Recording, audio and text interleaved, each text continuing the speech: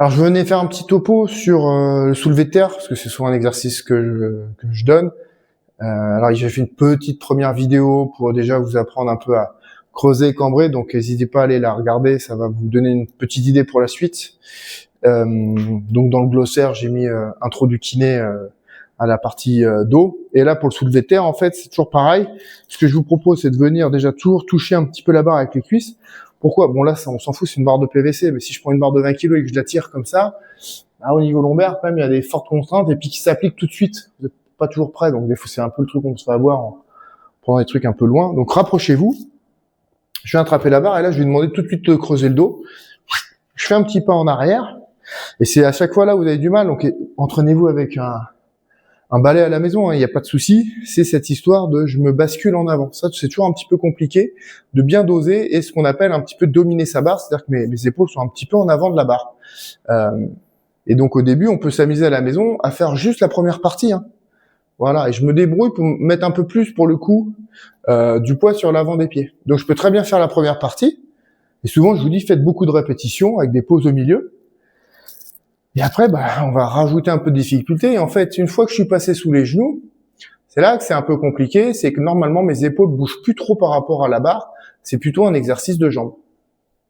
Donc en fait, le soulevé de terre, c'est en 2 fois. Donc vous pouvez très bien vous amuser à la maison à travailler ces 2 parties. Donc là, je suis juste en dessous de mes genoux, à peu près mes tibias. Donc je peux vous assurer qu'au bout d'un moment, ça chauffe au niveau des cuisseaux. Je fais une pause, et après, je vais pouvoir alterner avec ce mouvement-là, pour bien les imprimer. Et ensuite, on pourra tout s'amuser à un petit peu tout réimbriquer. Donc, vous voyez, je suis bien sur une première partie où je me penche en avant pour passer la barre facilement au-dessus des genoux. Parce que si je fais pas ça assez bien, qu'est-ce qui se passe? Elle vient bumper un petit peu devant, et je suis en train de m'asseoir. Donc, il faut vraiment dissocier ces 2 mouvements-là. Et après, il y a toutes les variantes, mais généralement, je m'embête pas trop avec les variantes à la maison pour le moment. Et la différence avec le RDL, le Romanian Deadlift, c'est que cette fois-ci, effectivement, on va rester que sur la première partie et je vais m'arrêter là. Alors moi, perso, je suis assez raide, donc je vais m'arrêter à peu près au niveau des genoux. Mais il y a des gens qui sont beaucoup plus souples et qui arrivent à descendre. Bon, là, je triche un peu, mais qui descendent vraiment plus bas en levant bien les fesses. Ça, c'est un très bon exercice aussi pour aller assouplir la chaîne postérieure et mettre en contrainte un petit peu les lombaires. Généralement, ces exos, je fais un petit peu plus attention parce que au niveau lombaire, ça taffe un peu plus. On est sur un étirement aussi au niveau sciatique un peu plus fort. Donc, tous les gens qui ont des troubles un peu d'origine neuropathie, sciatique, etc., c'est pas des exos que je donne au début.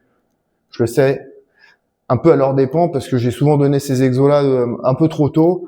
Et généralement, on réactive pas mal les douleurs. Donc, le fait de plier les genoux vous permet de donner un petit peu plus de mou et de mobilité au nerf sciatique. Et ça, on le voit avant, généralement sur le drive.